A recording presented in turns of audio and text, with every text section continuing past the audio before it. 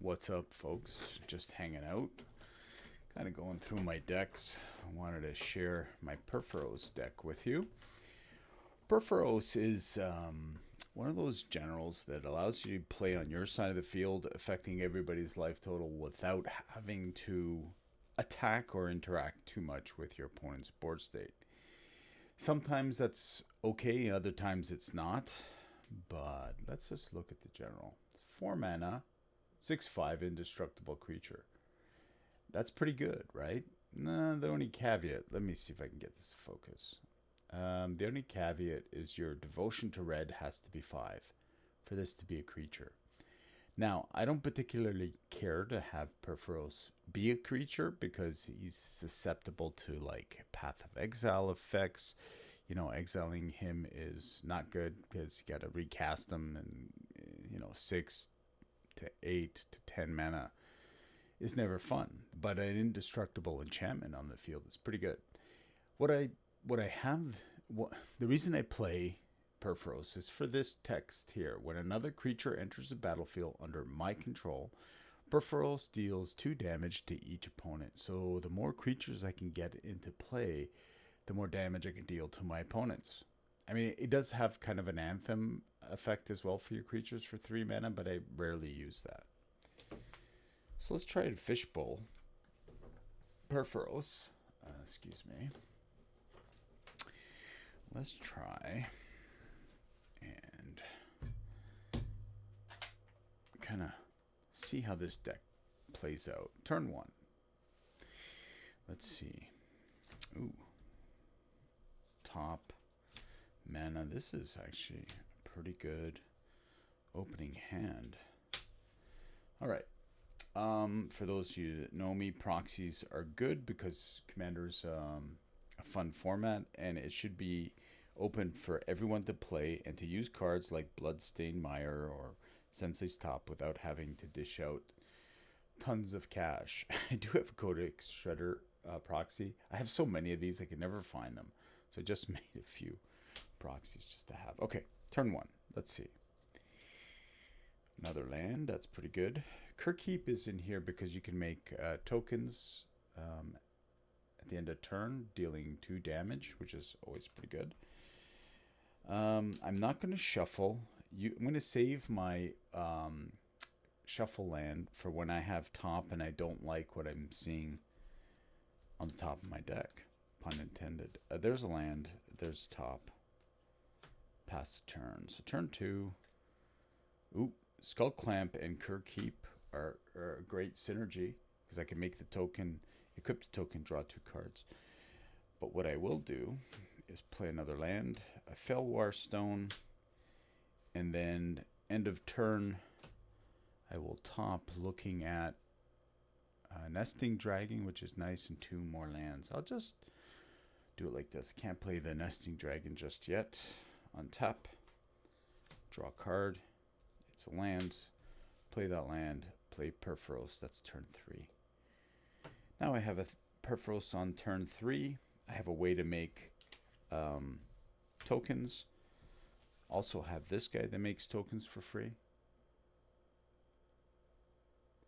It's sad when you get nice cards like this. You open it in a pack, and then you got nowhere to play them. I found a home for it in Purphoros, but I don't know where else I would play this. If you know what deck, let me know. Okay, turn 4. Turn 4. And what do we got? I'm not going to top because I know what's on there. It's another land. I will play the Kirkheap. So do I leave? Kirkheap requires 3 mana. I have 2 left over. So I can make a token, play the Skull Clamp and Clamp to draw 2 cards, which isn't bad, right? That's not a bad idea. I can also play this for 4, leaving 1 mana open to top, and just create tokens with this. I think drawing cards is a better play. So I would make a token, do 2 points damage. Let me track that damage. So everybody takes 2 points damage for that token coming into play. Assume it's in play. I'll use one of my mana to put in a Skull Clamp. I'll clamp that token and draw 2 cards. We know what one of them is. Nesting Dragon. Ooh, gamble. That's not bad. What would I get with a gamble? I think an X spell. So turn 5, is it? Yeah, turn 5. Haven't missed a land drop. I'm in pretty good shape here. Ooh, there's a token generator. Snake Basket. Let's go ahead and gamble. Cast the gamble.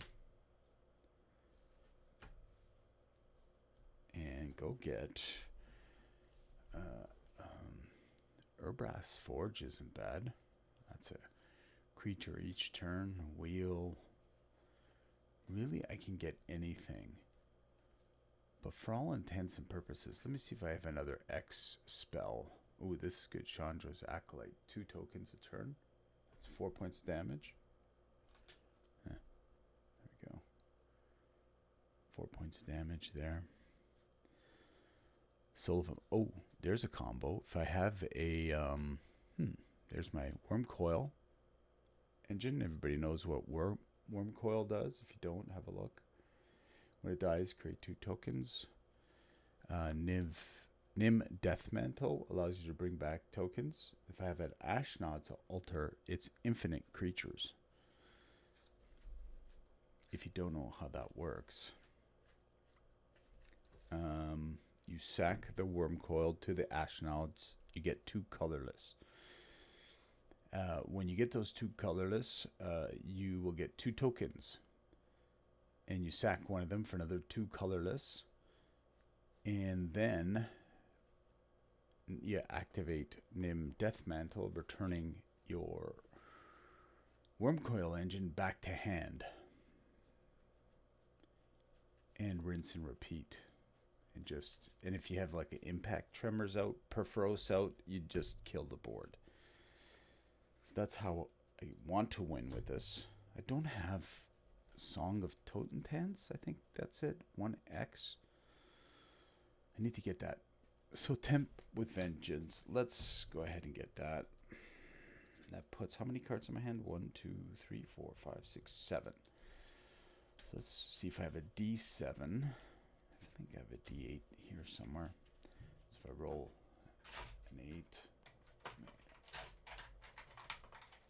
Oh, how about a D10? Anything less or over 7, roll again. What's that? 9. 4. 1, 2, 3, 4. Nesting Dragon is discarded. All right. So that's turn 5. What I think I would do is play for turn 5. Haven't dropped a land yet. Land, 4 mana, cast this thing, put a, for 0, a 1/1 red creature. They believe a demon, devil? A devil. When it dies, 1 damage to any target. So there's my 1/1. Everybody takes another 2 points of damage. That's 4. Okay. If you have mana accelerators for Purphoros, that's great. Things like Gauntlet of Might, Gauntlet of Power, that doubles these things. It makes these X generators amazing. So use this to top. Let's see what the top 3 cards are. Ooh, Kozilek, Mere Battlesphere, and Mechanized Warfare. 1, 2, 3, 4, 5, 6. Bloodstained Mire is 7. I would shuffle the rest of this away. I would do like this. Draw. Here we go. Play my land. Make a token. I have 2 tokens. Everybody, I've dealt 6 points of damage in total to everybody. Everybody takes another 2. Where's my counter? There's my counter. All right. So my options are, if I don't like the cards on top, I don't need Kozilek at the moment, so shuffling it to go get a land to play Battlesphere would deal. Let me see, I've already done 2. This comes in with 4 additional tokens, so that's 5 here. That'd be 10 points of damage. Yeah, that's not bad. And then on turn 6, this is turn 6. So turn 6, I can do 10 points of damage like that, or I can do X 1, 2, 3, 4, 5, 6. This is 6. Do 12 points of damage. I think that's what I would likely do and leave the Battlesphere in my deck. Go sack that to go get a forest. There's my forest, or some forest, mountain. Jesus, I was playing a green deck. That's why I was thinking forest. Anyways, we tap out 1, 2, 3, 4, 5, 6, 7. X is 7. I'll create 7 of these tokens. Let me grab a counter. Everybody takes 14. That puts this at 20 points of damage to everybody on turn 6. Plus these are hasted. Plus my opponents with Tempt of Vengeance, if you haven't seen this card, they can also opt to make tokens. Nobody ever does with Purphoros, because that means more damage. They would make 7. I would make another 7 for each player that does that. So usually you're not going to get anybody opting into this. So it's 7. These can attack. I don't have any leftover mana. I mean, I could have, depending on the board state, left 1 mana to sack to draw 2 cards. I don't think there's a need. You know, turn 6, I've got a pretty good board state and some more stuff in my hand that I can bring out. Mere Battlesphere on its own is a house. You know, you bring this out with Purphoros, it's 10 points of damage. And then if it can attack, it's going to deal a lot of damage. Tap to 4, do another 4, and then it's 8, 7, I think. Yeah, it gets plus X plus O. So it's not bad for a deck. If you like mono red, you like reaching across the table without having to do any real work like attacking, Purphoros would be a recommendation. I just really like Purphoros. It's a great deck. Let's fishbowl it one more time before I rip out the guts and show you the deck. I'm going through a cycle where I've got too many playable decks. I think I have like 14 plus. And what ends up happening is a lot of your decks get watered down. So I think what I'm going to try to do is just build like 4 or 5 decks that I really enjoy playing, and then cycle through them when I get bored. Some colors I like Azorius. I really want to build a cool Azorius deck, but the problem is I always end up building it like control, slow the game down. Nobody likes to play, you know, and you take a long time to win type thing. I do have a CDH deck in those colors, blue, white. Maybe I should do a video on that. Anyway, let's have a look. Ooh, impact tremors. Love to see that. This means that my shuffling sucks. Okay. Seeing the same card over. One more. Give me a land. Nope. Gamble. Gamble. I would keep this. So, turn 1, draw a card. Ooh, Wheel of Fortune. That's nice. Turn 1, play a mountain and gamble. What are we going to gamble for? Soul Ring? Used to be able to gamble for Mana Crypt, but can't do that anymore. Wasn't happy with that band. I understand why people don't like it.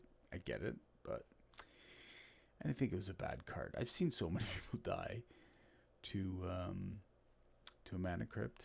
on the table. And believe me, the minute you play a crypt, you are target number one. It's like playing archenemy. I really don't think they needed to ban it, but that's not my job. I'm not on the committee. It's up to Wizards to decide. I'm okay with what they decide. Don't have to agree with it, but it is what it is. I do not hold the keys to the castle. Let's get a soul ring. All right, what do we got? 1, 2, 3, 4, 5, 6, 7. Let's roll again. So 1 to my left, 7 to my right. I think that's the right way. Hopefully it's right. Anyway, roll the die. Anything over 7, redo. 4. 1, 2, 3, 4. Chandra. This is a card that I was hoping to play, but guess not. All right. Turn 2. Draw a card on top. Oh, look at that. I don't have another land to make it happen. So, how to play this? I would go like this. Cast the Mox Diamond, pitch this land. Tap for Soul Ring, that leaves me with 3. I could wheel, but I don't think I will. I will play Impact Tremors. Just because that's a great additional card to have. It's like a mini backup Purphoros. Turn 3? That's right, because I only had 2 lands and I had to pitch one to Mox. Nice. Whew, lucked out there. All right, let's go. Purphoros. Turn 4. Play a Purphoros. My devotion's only 2. Use the 1 to play a Goblin Welder. Everybody takes 3 points of damage. So turn 4, I'm dealing 3 points of damage across the table. Sure. Again, this is just fishbowling. You have to remember that there's going to be interaction and things are going to either be interacted with, countered, destroyed, whatever. So in a perfect world, you can do this. Most of the times when you play Purphoros, people don't pay attention to you until they start seeing trouble on the board. When I say trouble on the board, like, let's say I had a Mindslaver in my yard. I can Goblin Welder that to take somebody's turn, or they see, lots of mana, these two. They might interact. Again, the reason I like Purphoros is because it's an indestructible enchantment, the way I play it. That way it's harder to interact with. Yes, there's lots of ways to get rid of it, but you have to have it in your hand and you have to be playing it in your deck, right? So Purphoros gets to stick around usually for a while. Let's see what turn 5 brings before I run through the deck. And it's another land. Play a land. 1, 2, 3, 4, 5, 6. Access to 6 mana. I don't have any artifacts in my yard to swap here. So, you know what? Play the Planeswalker to get minimal advantage. 1 creature turn, which is not where I want to be. I think what I would do is cast a Wheel of Fortune. Typically, wheels are accepted. People usually like to get their hands filled. We're on turn 5, so people have already wasted a bunch of resources. You're more likely to stick a wheel on a turn 5. So let's see what would happen if that wheel stuck. 1, 2, 3, 4, 5, 6, and 7. Ooh, what a wheel for us. Still have access to 3 mana. I would go 1 mana for Norn. This is a great card. I'm glad this came out. So 2 points of damage from Purphoros. Sorry, 3 points of damage. So I've already dealt. Did I say turn 5 or turn 6? Can't remember now.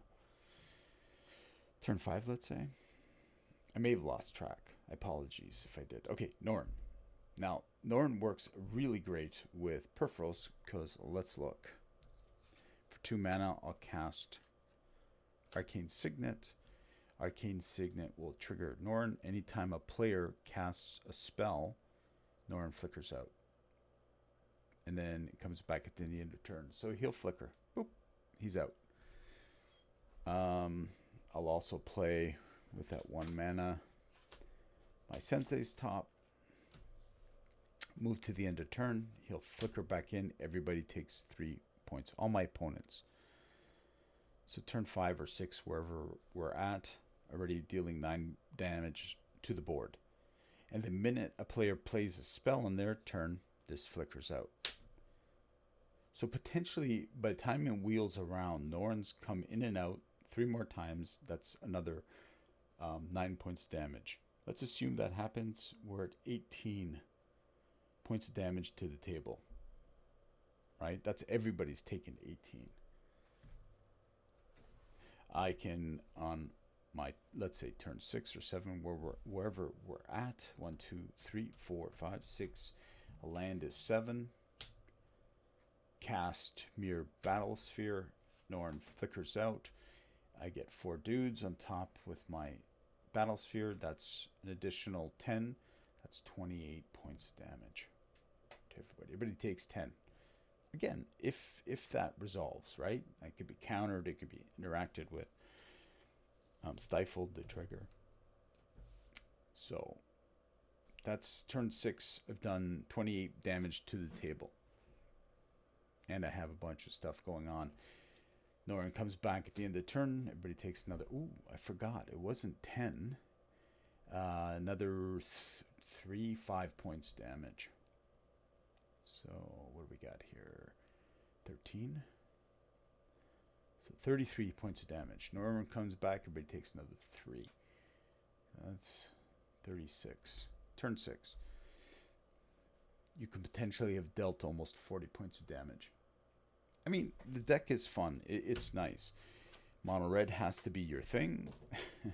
You can certainly tweak this to make it better than I've built it. I like to I like to play this deck when I am playing in a play group that I'm not familiar with.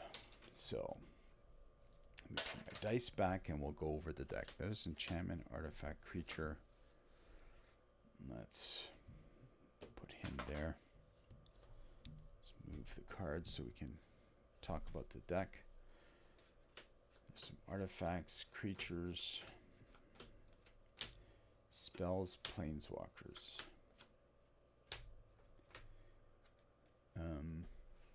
Hopefully you can see this. This is my Kozilek. I like to put Kozilek in almost every deck because there's always a mill player out there. So for you mill players, I put this card in my deck for you guys. I mean, it's a 10, 12, 12 that draws you 4 cards when you cast it and annihilates 4 if it attacks. But I put that in there for the mill players.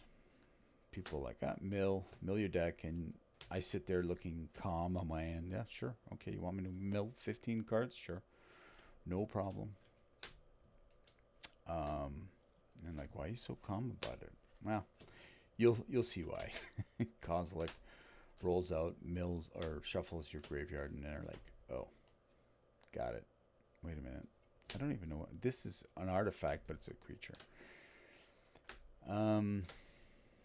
There are not that many enchantments, I don't think.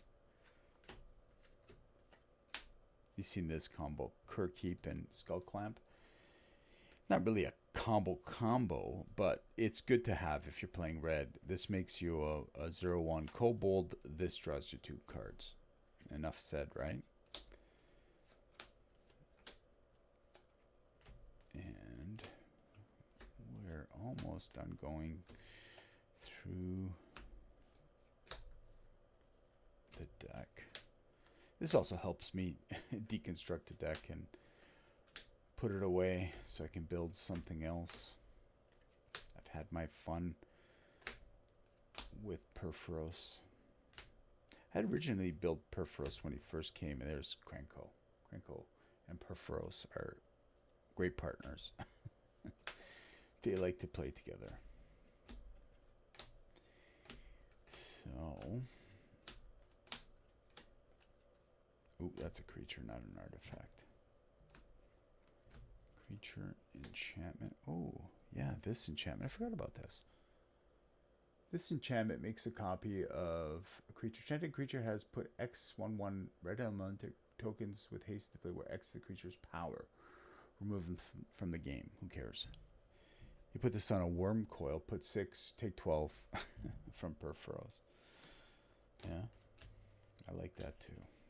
All right, I think there's 32 lands.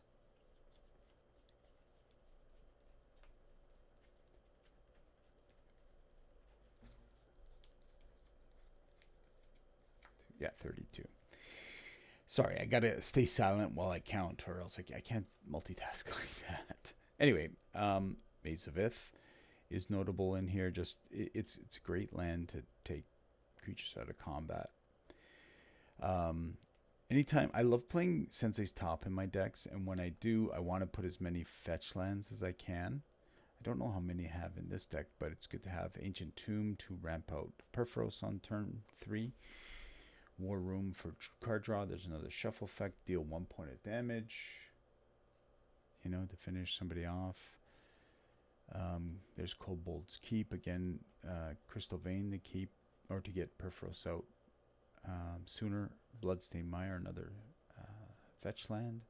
So 4 fetch lands, 4 shuffle effects. Anytime you run top, and I think I did see a scroll rack, you want to be able to shuffle your deck. So as many shuffle effects as possible, if you can put them. I have 4 Planeswalker. Zariel can go out. It can be like that Totem Tance spell that gives you X tokens. Could be swapped up for this card. It's nice art. It's a shame that I don't have it in a deck, so I wanted to put it in a deck. But these guys here, Duretti helps you to draw cards, recur artifacts, because I think I have a Mindslaver thing going on in the deck. I believe I do. Koth, the latest one, I believe, Brothers War. He allows you to just mana ramp for 2, and then if you can get him up to 7, any land that comes in that emblem, deal 4 damage to any target.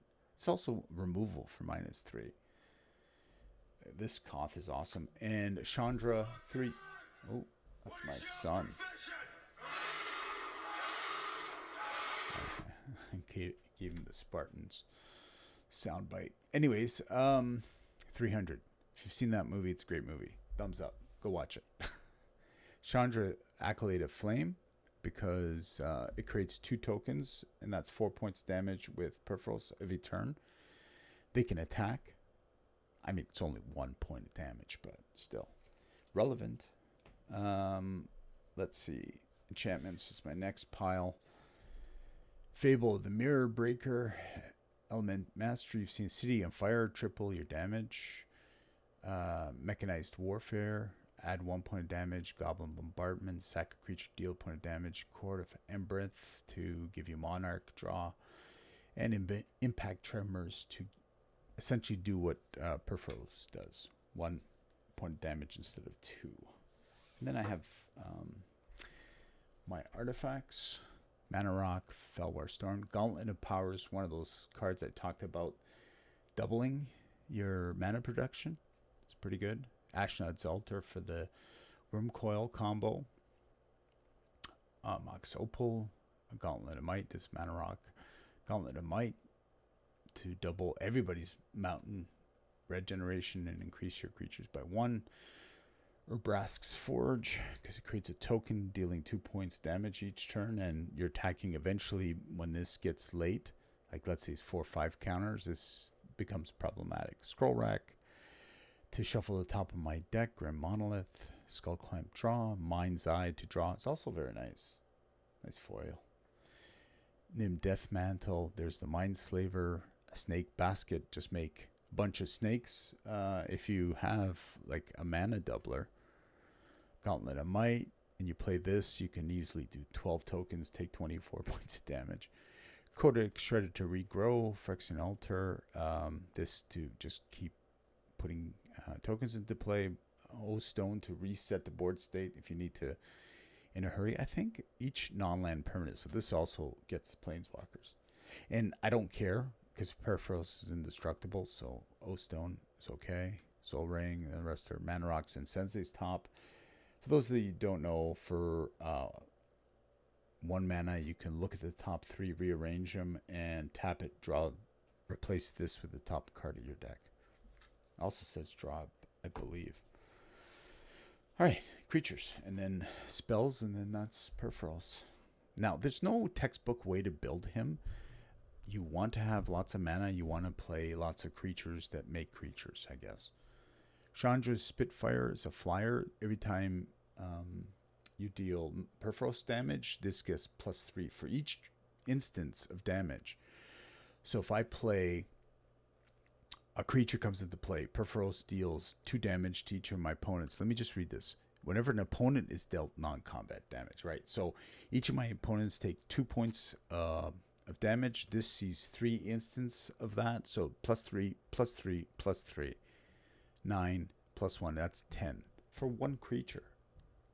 So let's say you have Chandra's Spitfire, you play an X spell and create 6 tokens. This is 6 times 3 + 3.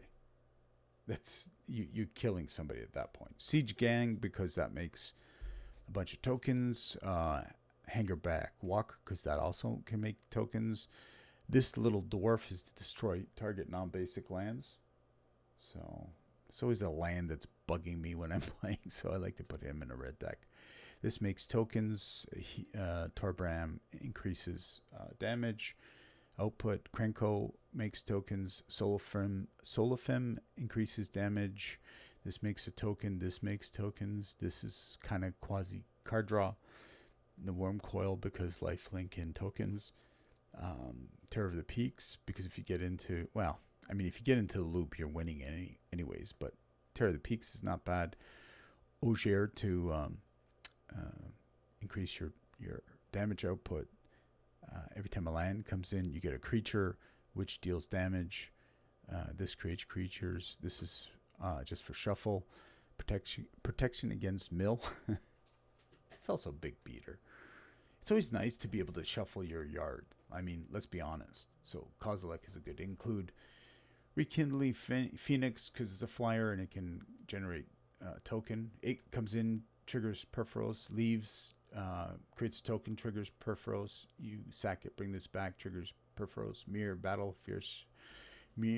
Battlesphere, which is awesome. Norin the Wary, which is a must-have. If you're playing Purphoros, this needs to be in your deck. Goblin Welder to recur your Mindslaver lock. And when you do that, it feels so good. Player playing against it doesn't like it, but you get to feel good. Pyroblast to counter blue. Chef's Kiss, kind of like a quasi counter. Attempt with Vengeance, create tokens. Chaos Warp, Vandal Blast to destroy tokens. Deflecting Swat, another Elemental Blast. Blasphemous Act, Brotherhood's End, Braid, just because Will, Gamble, and Wheel of Fortune. So that's my Purphoros deck. It's fun, nice to play. You can easily deal tons of damage without forcing yourself to cross over and deal combat damage. The other thing, too, is I never really mind when I lose creatures because I've already gained the effect when they've come in. So to me, it doesn't matter. You want to wipe my board or whatever, go ahead. As long as Purphoros stays around, I'm okay. Don't like when my artifacts get blown up, but hey, you can't have it all. Anyway, hope you guys enjoyed that. We'll talk to you guys soon. Ciao for now.